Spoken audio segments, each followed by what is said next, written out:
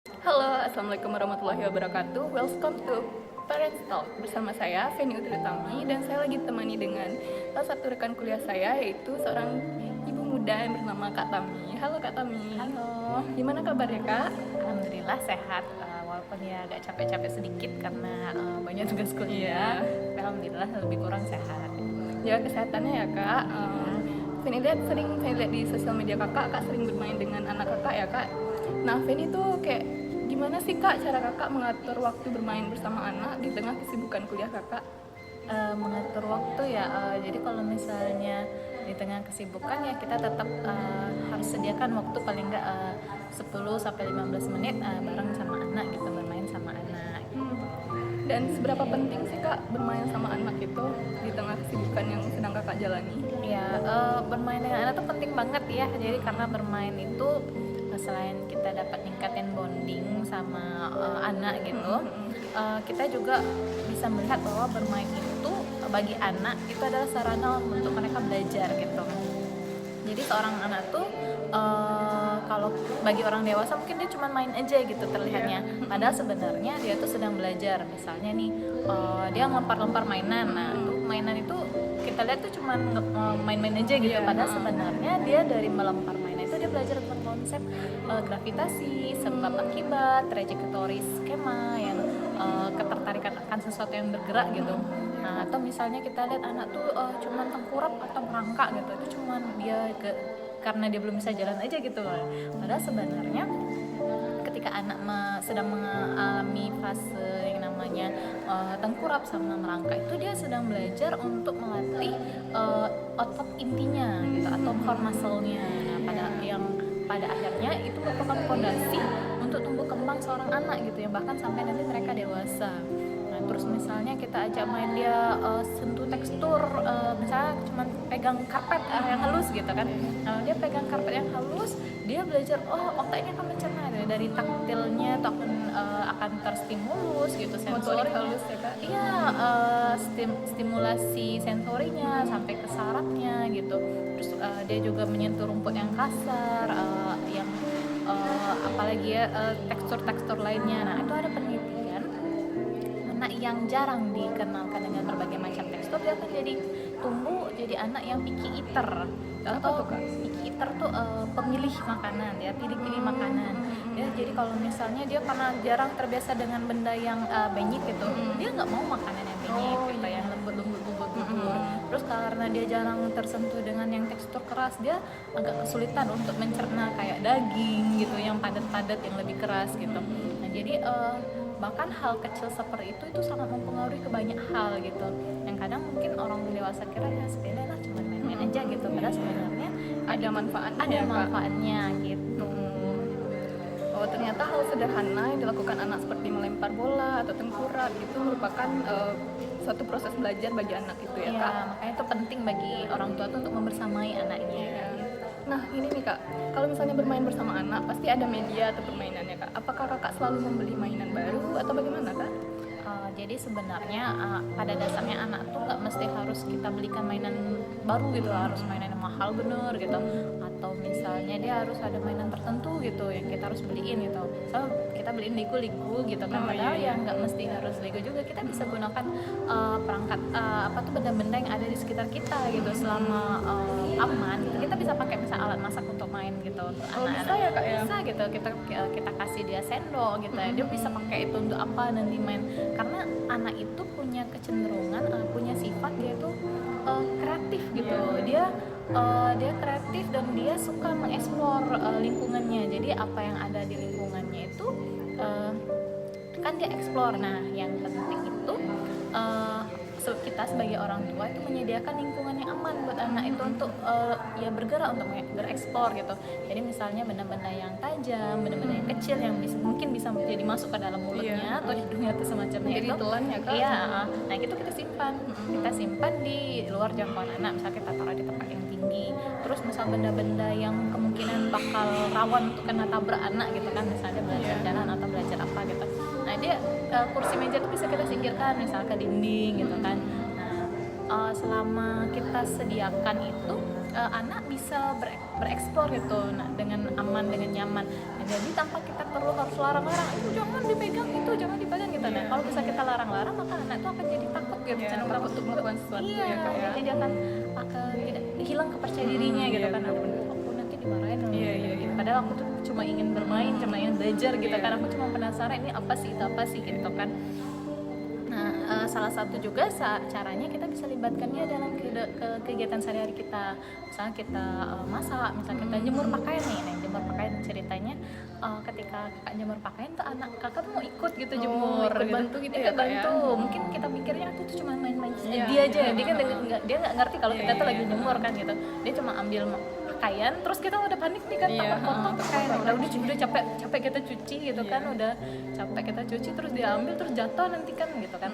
Padahal sebenarnya belum tentu, bisa kita arahkan tuh, misalnya diambil pakaian dari ember terus tolong kasih ke Umi gitu. Nah, nanti dari situ kita jemur pakaiannya kan gitu. Nah, dia ngerasa senang tuh karena dilibatin ya. Padahal di situ dia juga belajar tentang namanya container play, di mana dia nanti ambil barang dari dalam suatu wadah terus dikeluarkan, atau nanti dari suatu tempat dia masukkan ke dalam tempat itu gitu.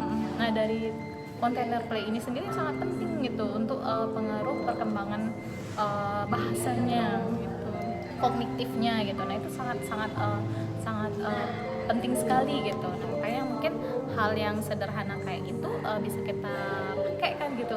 Itu juga bisa kita latih kemandiriannya dari hal sederhana kayak gitu. Ternyata hal-hal sederhana yang kita lakukan di rumah dari kegiatan sehari-hari juga bermanfaat bagi anak untuk belajar ya Kak. Berarti kita tidak harus membeli mainan baru, kita bisa menggunakan mainan-mainan yang ada di rumah. Nah berarti kan waktu bermain kita bersama anak itu akan selalu lama ya Kak. Nah gimana nih Kakak sebagai orang tua mengatur waktu supaya Kakak tidak bosan dengan anak. Nah terus anak itu supaya gimana dia tidak ketergantungan kayak mau sama Uma terus gitu mainnya itu gimana tuh Kak? Iya, jadi kan misalnya kita sebagai seorang ibu ya pasti ada rasa bosannya kan 24 jam sama anak gitu kan. Ya namanya kita tuh pasti butuh yang namanya time break gitu kan, break time gitu. Terus juga supaya kita ngelatih anak itu supaya nggak selalu ketergantungan sama kita. Nah, itu makanya ada yang namanya independent play. Itu sangat penting sekali untuk kita terapkan ke anak kita. Jadi independent play itu adalah kita membiarkan anak untuk bermain sendiri secara mandiri tanpa harus ada arahan dari kita atau interupsi dari kita. Misal kita main kan, ini nak itu kalau main tuh kayak gini, misalnya kita yang kasih perintah. Nah, tapi kalau di independent play ini anak dibiarkan sendiri untuk memutuskan, oh aku ingin main ini, aku ingin melakukan seperti ini. Jadi misalnya tuh ada permainan konsepnya dari kiri kanan, tapi kalau misalnya dia mau coba dari atas ke bawah atau dari kanan ke kiri juga masalah gitu. Nah, itu independent play, kita nggak perlu harus atur, nggak perlu kita interupsi. Nah, ketika anak itu terbiasa main mandiri, itu akan melatih juga kemandirian sosialnya gitu. Terus juga melatih anak itu untuk meregulasi emosinya, Mengambil keputusan juga ya iya Kak ya? benar, problem solvingnya juga terlatih di situ, mengambil keputusan secara mandiri. Terus juga kepercayaan diri anak itu kan jadinya meningkat kan, karena diberi kepercayaan, oh aku bisa melakukannya sendiri gitu. Nah, selama memang kita lakukan di situasi yang aman ya gitu, lingkungan yang aman gitu ya. Terus nggak benar-benar kita tinggalkan juga gitu. Itu masih dalam pengawasan ya Iya, Kak? ada dalam pengawasannya. Umumnya tuh memang anak umur 8 bulan itu dia sudah mulai bisa mengidentifikasi dirinya tuh individu yang berbeda dari ibunya. Jadi dia udah punya keinginan tuh untuk aku ingin kesini, aku ingin kesana gitu. Apalagi ya anak di umur segitu lagi merasa ingin tahunya sedang tinggi-tinggi Iya ya gitu Kak, deh, ya kan mengeksplor lingkungannya. Terus jadi kalau misalnya kita sediakan aja gitu lingkungan yang aman gitu, tadi kita jauhkan ya dari yang benda-benda tajam, terus benda-benda yang kemungkinan bisa dia tabrak itu, maka kita bisa tenang gitu kan ketika anak itu independen. Jadi kalau misalnya rentang konsentrasi anak kan sesuai dengan usianya tuh. Jadi misalnya dia mungkin cuma 5 menit gitu konsentrasinya, kita bisa pakai waktu itu untuk kita misalnya sekedar ke WC, atau mungkin kita mau rebahan, mau scroll HP gitu kan. Nah itu bisa kita pakai gitu kan untuk me time kita. Jadi anak tuh ada juga me time, kita juga ada me time gitu kan, harus bisa menyempatkan di waktunya sedikit ya Kak ya. Terus pada dasarnya memang kan anak tuh kan nggak selamanya kecil terus ya gitu kan. Waktu itu akan berlalu, sudah berlalu, ya kita nikmati aja ya, kita enjoy aja sih dengan yang namanya momen-momen ini. Insya Allah mungkin kita akan rindu gitu kan dengan momen ini, apalagi nanti kalau mereka sudah dewasa, mereka udah nggak mau lagi tuh dekat sama ibunya kan gitu.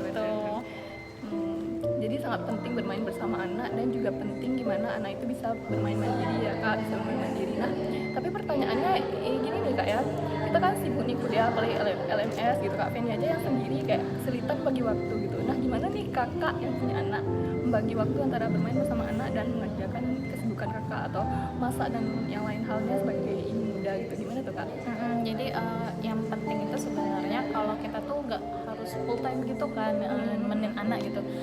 Yang penting itu sebenarnya adalah kualitasnya. Jadi nggak masalah nggak penting juga yang namanya kuantitas ya. Jadi untuk kita kalau misalnya kita nemenin anak tapi pikiran kita bercabang-cabang kemana gitu. Iya, jadi kita misalnya nggak fokus gitu kan, kita memang kita di situ atau kita misal seharian di rumah tapi nanti anaknya kita biarkan aja dia main sendiri gitu kan, kita nggak temenin gitu, atau kita temenin tapi pikiran kita mah mikirin Setengah-setengah ya, Kak? masalah mikirin ini. Jadi pas kita benar-benar kita nemenin anak ya, kita harus benar-benar hadir, mindfulness gitu, terus kita harus happy gitu. Nah, kita harus menyelami dunia anak itu, kita jadilah bagaimana sih kalau misal kita jadi anak bermain gitu kan. Ketika kita bermain sama anak, kita senang, kita enjoy, anak dia juga senang, iya, gitu kan. Misal kita enjoy, anak juga seneng gitu kan. Terus kalau misalnya kita benar-benar hadir, kita fokus, kita nggak kayak sambil ya mungkin kita sambil main HP gitu kan ya, itu kan berarti kita nggak fokus tuh, atau kita tinggalkan masalah-masalah di luar, kita fokus pada anak kita pada saat itu. Jadi nggak butuh mesti harus sampai berjam-jam gitu ya, cukup 15 menit 10 menit tapi kita benar-benar hadir, berkualitas. Iya, itu lebih berharga, lebih bermakna gitu ya. Permainan yang bermakna itu lebih berharga. Wah benar sekali ya, setuju sekali sama pendapat Kak Tami. Jadi bukan tentang seberapa lama atau kuantitasnya, tapi seberapa berkualitasnya waktu yang kita gunakan bersama anak. Nah, apa pesan dari Kak Tami untuk kami sebagai pendengar di podcast kita kali ini?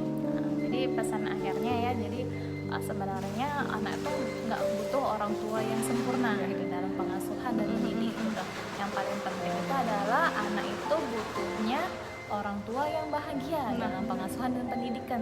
Jadi kalau misalnya selama kita penuhi dulu kebutuhan kebahagiaan kita gitu, kita cukupi dulu ya, kita cukup gitu untuk dengan kebahagiaan kita, nanti tangki kebahagiaan kita akan meluap gitu kan, menular ke keluarga kita, ke anak kita terutama yang akan paling merasakan kan. Ketika kita bahagia, kita enjoy gitu, insya Allah kita selalu bersyukur dengan kehidupan kita, insya Allah. Masya Allah, luar biasa sekali ya pesan yang disampaikan sama Kak Tami. Semoga pesan yang disampaikan bisa bermanfaat buat kita semua. Saya minta maaf jika ada kesalahan dalam selama pembicaraan ini. Ya, saya juga minta maaf ya kalau ada salah-salah. Ya, sekian dari kami. Assalamualaikum warahmatullahi wabarakatuh. Waalaikumsalam. Ya, sampai jumpa.